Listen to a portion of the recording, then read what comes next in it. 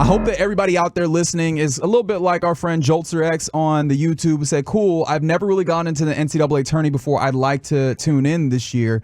Because if so, I got a little something for you as we lean on CBS Sports to get you the answer to the most important questions you may have about college football, as we're about a month out from or college basketball rather, as we're about a month out from the NCAA tournament. So now this probably not going to help you necessarily pick your brackets because, as we know, nothing helps you do that. That's a fool's errand. Honestly, having the least amount of information will help you. It might. It honestly might. But you know what? If you're just wanting to have the opportunity to tap in, especially once we get closer to like championship weekend and we get to those types of things where it really gets really fun to tap in and watch various games, this will get you a little bit of a primer. So we start, Blake, with who the best team in the nation is right now. I know going into it, we expected Kansas to be good. We expected Duke to be good. Sure. Yep. UNC still has a lot of a lot of experience on their team, especially when you look at like Armando Bacot, big center. Zach Edey from Purdue was supposed to be good. So who's ranked number one right now? The University of Connecticut, and we're not talking women's basketball. This is men's basketball. University of Connecticut's number one team. They're trying to repeat. They're 22-2, won 12 straight thus far, and so they lost a few players to the NBA, but they brought in some transfers and they look really good still. So that's your best team in the nation. Your number 2 team in the nation, as you mentioned, Zachary Edey.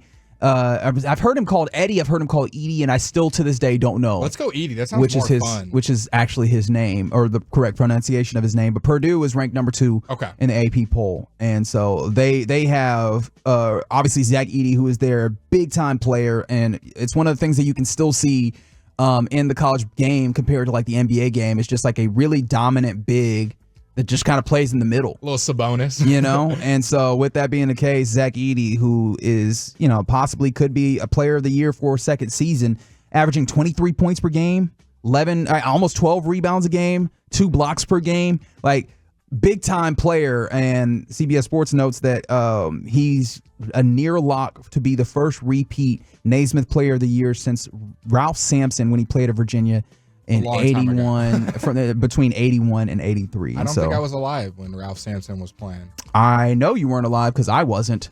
Well, at least you're talking college basketball, right? So there you go. Oh, man. Okay, what's the next team on the cusp that we should be watching? If it's not Purdue, if it's not UConn, I know, like I said, Kansas was, I think, the number 1 team going into this Kansas season. was preseason number 1. Oh, God. Are they not anymore? No. Falling off? No, like they've been good at home, but they're succumbing to something that I think has happened all the way across the Big 12. It's been something that I've mentioned in passing. It's just like that. The Big 12 is an incredible basketball conference. It previously was probably the best basketball conference in the nation over the last couple of seasons. Yep. And maybe I'm showing my bias here. Let's go Baylor. But with that being the case, you added some teams, with the additions to the Big 12 as they're getting ready for Texas to leave. But Texas and Oklahoma, I don't want to leave them out. But Texas has not left yet, so that's a good basketball program. Kansas is a perpetually good basketball program. Baylor, as you mentioned, constantly a good basketball program. And you added the likes of like the University of Houston. That's a good basketball program. BYU's been pretty solid, and like you're adding a whole bunch of really good basketball schools in like the Midwest portion of the country, and they're all just beating up on each other. Houston and Baylor are 2 interesting teams to watch because when I've watched Virginia, UCF. Houston and Baylor, they both play at a really slow pace. They don't push the ball as much as some of the other teams you might see. But the difference that makes Houston a little bit better is Houston shoots the ball really efficiently and Baylor not as much. So a lot of those things kind of play into when you get to the tournament of playing really fast and being some of these top-ranked schools usually doesn't end up too well. And kind of being in the middle is where you want to be on that kind of pace little meter, if you will. You see some outliers like that Virginia team, I think, was it 2019 with Guy? Yeah. And I'm forgetting the other guys on there. The guy with the blonde and this little at the top of his head. That wasn't Coburn, was it? No. And they had the guy that went to Atlanta as well, DeAndre Hunter. Yes, and Kyle Guy. And it might have been Co, like you said. But either way, Pace is an important thing, and I think Baylor's a little bit too slow of a team. Houston's shown that they can be slow and efficient. Houston does play kind of slow, very defensively inclined, the University of Houston, as they have been for a long time. They did get LJ Cryer, who transferred in from Baylor to be like more of an offensive, but they have a couple of guys offensively that are really nice. They're not a super high scoring team necessarily. They can at times, but they don't do it consistently. And so, yeah, they end up in that place where when you get to the tournament, at least, and that's kind of what we start talking about. We start framing everything in the idea of what it looks like in the tournament. Once you get to the tournament, that ends up being tough because if you play another team that can be really high scoring and you're not like completely shutting them out, it can get you in a bad place. Also, I guess just in a easier place to understand. If you get behind, you don't necessarily have the horses to like run yourself back into a game. But so there you go. And also, there's a ton of upsets, right? So Kansas has had its road struggles, but overall, top 10 teams are, get this, 37-42 on the road this season. That's not good. So that's not just the Big 12. And yes, I did forget Texas Tech, who have been very good as well. So my apologies to the Red Raiders. What about the Blue Bloods, the UNCs of the world, the North Carolinas, the Kentuckys? Where are they all falling in this? Well, Duke and North Carolina is still very good. Okay. Duke is number 9. North Carolina is number 7. Like, they're both still in that place where, I guess, what would that make them? That would put UNC on the 2 line and Duke on the 3 line. Like, that's still very admirable. They're still solid teams. But they're not necessarily like the elite of the elite right now. But still, like, you get into the tournament, number 2 seed and number 3 seed. I mean, if that gives you any level of context of what they are, they have some nice players. Obviously, UNC has like some experience. Jeremy Roach, RJ Davis, and then Armando Bacot as well. Or sorry, Jeremy Roach is at Duke. But and then Kyle Filipowski is going to be a name that you hear quite a bit at Duke. Big guy, but then also can be like a hub playmaker. So they both have like solid players, a lot of experience, and you know they're solid. They're solid teams. Is what you can expect even in like, I guess, relative down years at Duke in North Carolina. Kentucky, however, they're a fun team to watch. I like them. Dillingham, Reeves, Shepard, they can score points. They can light it up. Dillingham might be my favorite prospect just to watch. Not saying he's the number 1 prospect, just fun to watch. He can cross anybody, score it willingly. Kind of gives you that I don't know who's a comp to him. He will just literally shoot one dribble pass and just pull up in your mouth. I mean, he shoots like Tim Hardaway Jr. as far as the volume that he shoots. I don't want to say Kyrie. It's not that far, but he's just a guy that can just playmaker, get open. For sure.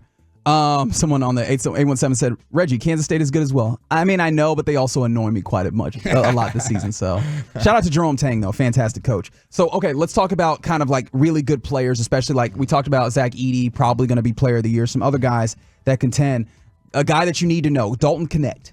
At Tennessee, that guy is probably the other guy that you look at to possibly be player of the year. That guy is really, really good, and he makes watching Tennessee worthwhile by himself. And so if you ever see a Tennessee game, watch out for the tall white boy named Dalton Connect. He's very good at hoop. And so you have that. You look at, there's a lot of Big 12 teams that are very good. The SEC has some surprises. Number 11, South Carolina.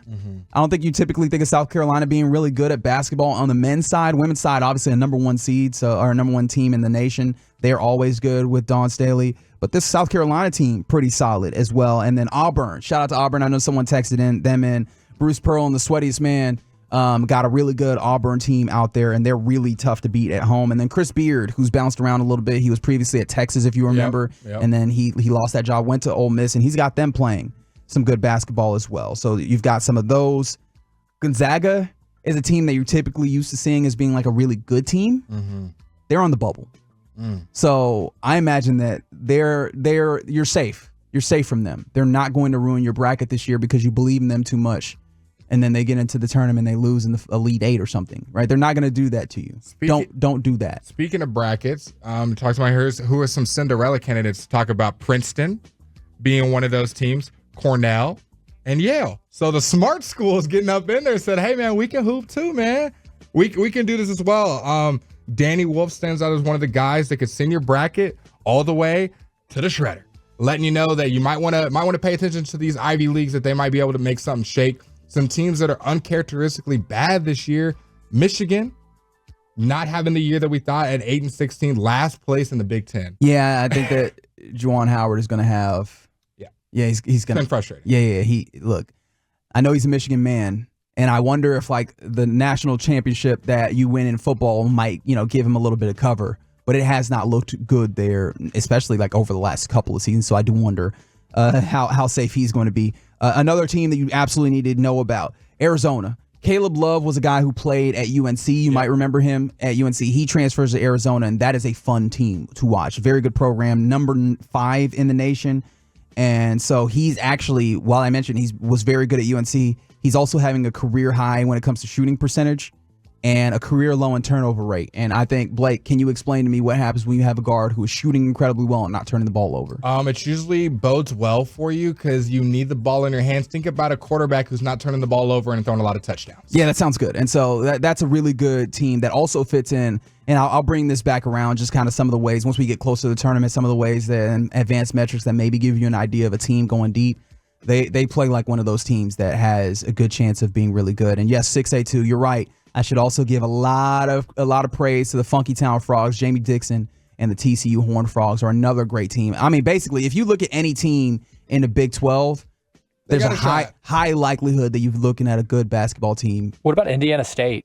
What they've been doing this year? I haven't really tapped into Indiana State. Like, I've kind of heard them in passing, but as I mentioned, I've been stuck in the Big 12 with like the really great basketball that they've had. But like, have you been able to keep up with Indiana State, see a little bit what they're doing? I've just been like seeing like on news and following it, but they've been doing really, really well, and they're playing under, what's his name, Avila. I don't remember his first name, but this guy does not look like a basketball player. If you think Jokic doesn't look like a basketball player, look at this guy. Okay, yeah. Bringing back Larry Bird's alma mater, and yeah, they've won 9 straight.